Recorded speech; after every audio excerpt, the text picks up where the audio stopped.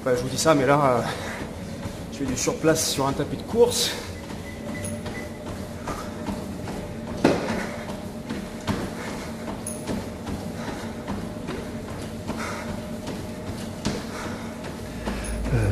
Cette expérience du wellness est assez emblématique de ce que j'ai nommé l'adieu au corps, dans la mesure où finalement le corps existentiel, le corps réel, s'efface totalement derrière les paramètres qui sont enregistrés par la machine. Donc on a bien affaire à une forme de désincarnation de l'humain et à un type de médecine qui renchérit encore d'ailleurs sur l'absence de la concrétude du patient. Déjà, disons que la médecine est problématique en ce que très souvent elle nous voit comme des organismes et non pas comme des sujets. Et là, c'est l'organisme réduit à une multitude de data. J'avais parlé dans mon livre d'ailleurs d'un individu régnant sur un archipel d'organes fantômes, même des fonctions fantomatiques et autres. Là, à mon avis, on serait bien dans ce registre-là. C'est-à-dire donc d'une abstraction encore plus grande de ce qui fait la concrétude de notre rapport au monde au quotidien.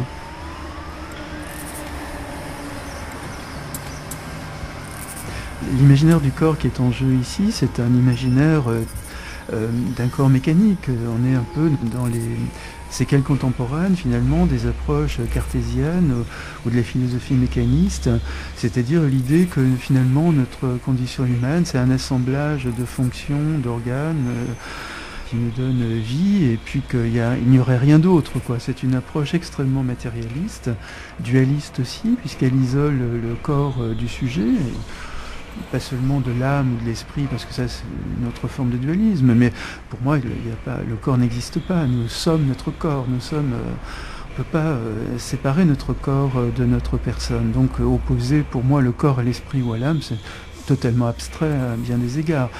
Mais bon, donc la médecine occidentale est efficace sur un certain registre, du fait de cette focalisation uniquement sur l'organisme et pas sur la singularité du sujet. La machine, en revanche, risque fort donc d'éliminer complètement la singularité du sujet, c'est-à-dire son visage, sa voix, son histoire.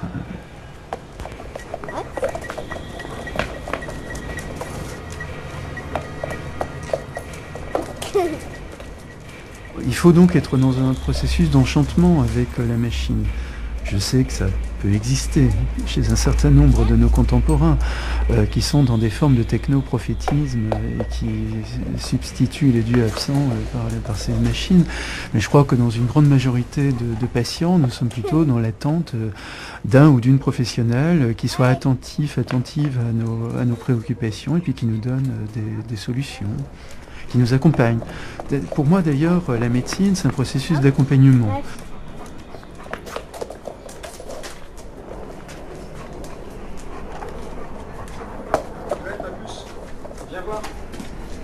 Viens voir 2 secondes s'il te plaît.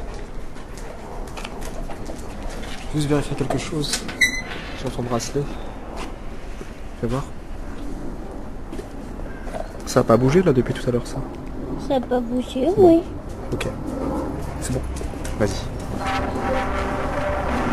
Et Marguerite Yourcenar a une formule d'ailleurs absolument magnifique dans l'œuvre au noir, où elle raconte l'errance à travers l'Europe de 3 philosophes, dont l'un ressemble énormément à Vézal, qui est le fondateur de l'anatomie dans nos sociétés, et les 2 autres, c'est un père et son fils, qui sont des hommes de la Renaissance. Ils ont toutes les curiosités du monde, ils s'intéressent absolument à tout. Et il se trouve qu'un jour, le fils va mourir dans une chambre d'auberge, et Marguerite Yourcenar a cette formule absolument extraordinaire, parce que ces 2 hommes sont en même temps des anatomistes, et ils ont l'aubaine d'un corps, et donc ils vont ouvrir le corps de ce jeune homme, et Marguerite Yourcenar a cette phrase, et ils se penchèrent sur ce corps qui n'était plus ni le fils, ni l'ami, mais un bel exemple de la machine humaine. En une phrase, Marguerite Yourcenar dit toute l'histoire du corps dans l'histoire de nos sociétés. Donc le fait d'isoler la dimension du corps de notre singularité d'homme ou de femme, et puis l'universalité en même temps du corps. Parce que Descartes appellera le mécanisme, le corps-machine, de la maîtrise, etc. C'est en effet un corps universel.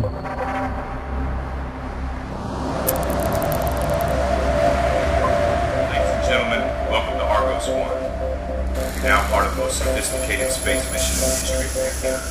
For the next 20 years, our crew will be traveling over 4 billion kilometers away.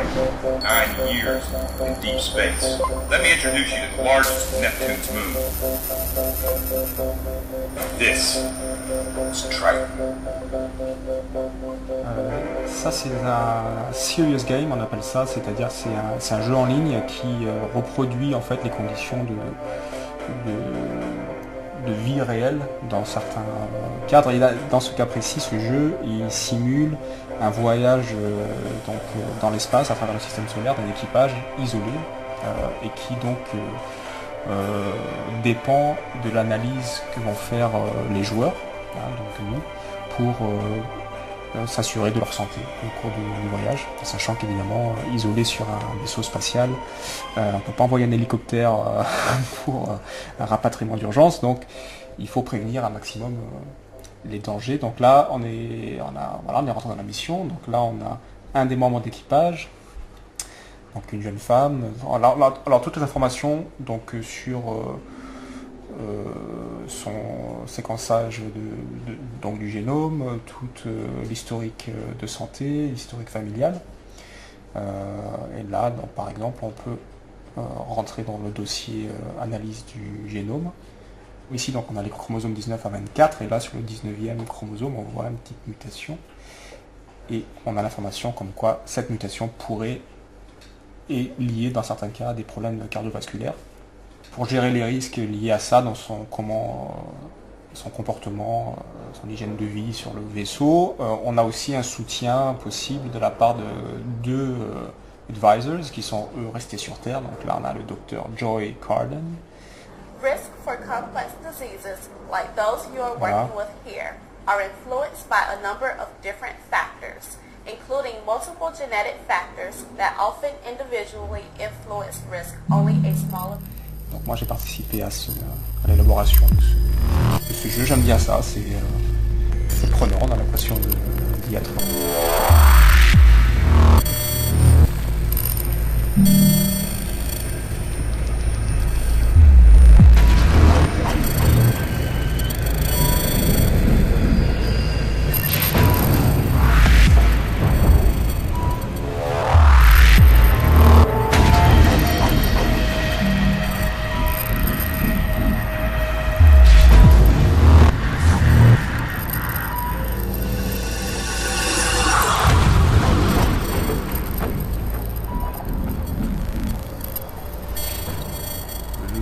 Une maladie est humaine parce qu'elle a une dimension symbolique, parce qu'elle s'accompagne d'un langage de souffrance, langage de crainte, etc. Et parce que la maladie transforme notre conception du monde, la relation avec notre famille, la relation avec nous-mêmes et avec nos espoirs et avec notre conception de l'existence d'une façon générale. Donc une maladie est humaine parce qu'elle a cette composante symbolique à côté de la matérialité même de la maladie qui concerne le médecin et les soignants.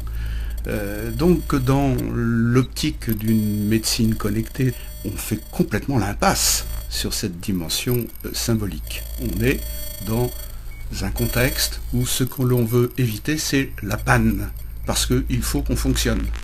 Voilà, fonctionner, dysfonctionner, rencontrer des pannes, rencontrer des gens qui vont savoir vous réparer, et des dispositifs techniques qui vont permettre de faciliter cette réparation. Il n'y a rien d'humain.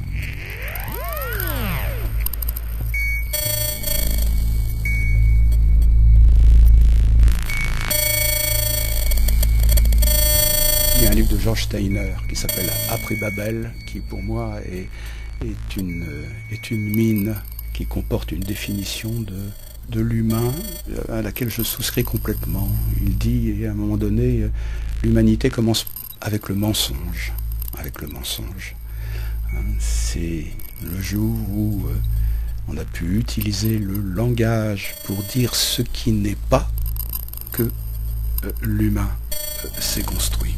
Parce que le langage s'est fait précisément pour dire ce qui n'est pas, pour dire ce qui pourrait être, pour dire ce qui a été, pour dire ce qui sera, etc. C'est ça, être humain. Et cette dimension symbolique de l'humain qui m'intéresse tellement, elle est tout entière dans cette conception du langage.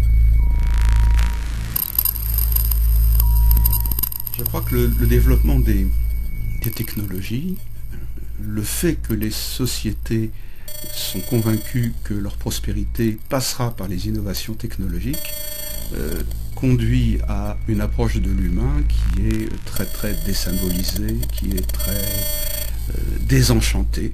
Nous sommes de plus en plus des individus simplifiés, nous sommes simplifiés à tous égards, notre vie intérieure n'a pas grand sens, la psychologie qui prévaut c'est la psychologie du comportement, c'est-à-dire de l'action-réaction, de l'input-output.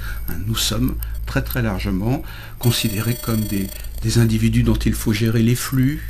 Donc il y a dans la logique des sociétés technologisées une simplification de l'humain qui va passer par le fait que nous sommes obligés de répondre à des injonctions,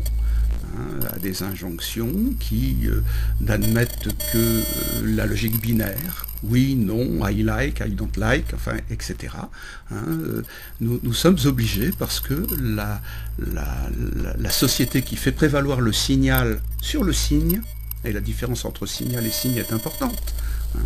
Un signal, c'est un message qui attend une réponse comportementale. Feu rouge, je m'arrête. Le signe, c'est un message qui appelle un autre signe. Nous dialoguons lorsque nous échangeons des signes. Et avec tout ce que ça a d'aléatoire, avec tout ce que ça a de séducteur, de mensonger, on prend le risque de sa liberté lorsque on échange des signes. Là, nous sommes dans une société qui fait prévaloir le signal, et qui essaie de donner à penser que c'est du signe. Nous sommes dans une société où domine la statistique, et de ce point de vue-là, les objectifs d'une médecine connectée qui nous ravalerait aux insectes sociaux n'est pas étonnant. Et il n'est pas étonnant qu'aujourd'hui nous commencions à souffrir de n'être plus pris en considération. Nous n'existons plus que sous la forme d'IRM, de scanners et autres. Nous n'existons plus que dans une forme qui tourne le dos au dialogue, à la durée, à la réflexion. Aujourd'hui, nous sommes dans une société de contrôle. Les technologies servent avant tout à ça, à satisfaire les impératifs du contrôle. Alors on peut s'en désespérer, on peut s'en réjouir, on peut trouver que ça nous anonymise d'une certaine manière et que ça nous libère. Certains pourront dire cela, qu'on est libéré de bien des soucis, et puis on peut espérer l'avènement d'une médecine qui reposera beaucoup sur les neurosciences et qui nous dispensera de souffrir. Nous serons dans une société de bien-être grâce à la Ritaline, au Modafinil et à les adjuvants technologiques issus des neurosciences. Oui. Oui, j'entends souvent ce genre de critiques et d'ailleurs j'ai déjà eu l'occasion d'entendre Jean-Michel Beignet, c'était lors d'un forum organisé par Libération. Alors le premier qu'on a entendu par contre, David Le Breton, le sociologue, lui je le connais moins bien. Mais bon, l'un comme l'autre je dirais, ils sont dans une approche assez française du sujet. C'est-à-dire que, et si je peux me permettre, je trouve que c'est un peu trop philosophique comme point de vue. Parce que pour ma part, je pense que la maladie, avant tout, c'est une souffrance inutile. Alors, pourquoi s'empêcher d'éviter la souffrance quand on a les moyens de le faire ? Et je ne pense pas